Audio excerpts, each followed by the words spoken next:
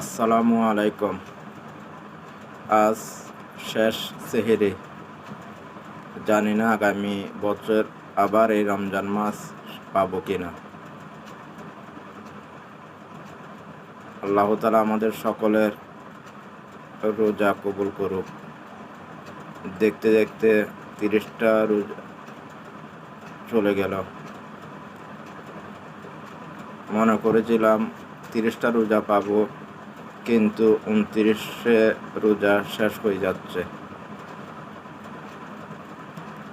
আল্লাহ তাআলা সবাইকে ভালো রাখুক, সবার ঘরে ঈদের আনন্দিত হোক।